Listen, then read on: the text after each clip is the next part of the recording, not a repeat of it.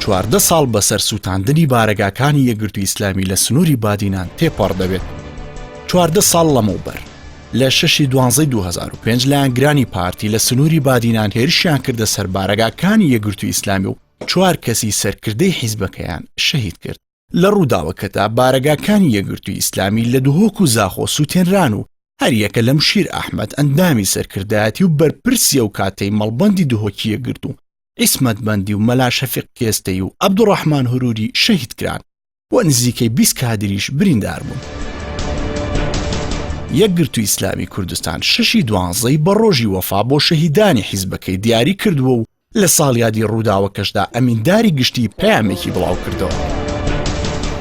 ڕۆژی وەفای شەهیدانی بادینان مامۆستا سەلاح الدین محەممەد بەهادی ئەمینداری گشتی یەکگرتووی ئیسلامی لە تویتەر ڕایگەیاند 6/12 ڕۆژی وەفای شەهیدانی بادینانە وێ ڕایناردنی درود و سڵاوات و ڕەحمەت بۆ گیانی پاکیان و ڕێز و حرمەت بۆ خانەوادە سەربەرزەکانیان باشترین وەفا بەردەوامی و درێژەدانە بە خەبات و ڕێبازەکەیان.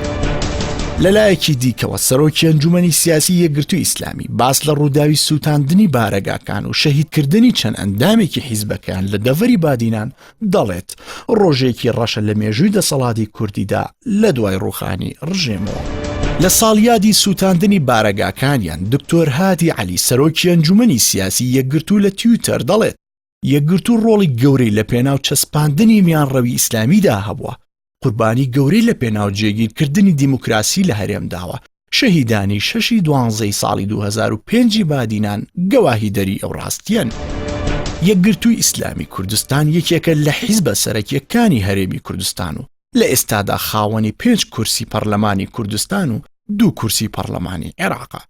ساڵیادی سووتاندنی بارەگاکانی یەکگرتووی ئیسلامی لە کاتێکدایە لە ماوەی 27 ساڵی ڕابردوودا پارتە دەسەڵاتدارەکانی هەرێم چەندین جار پەلاماری بارەگای حیزبەکانی دەرەوەی خۆیان داوە، فشاریان خستۆتە سەر و بە ئامانجیمانەوە و درێژکردنەوەی تەمەنی حکومڕانی خۆیان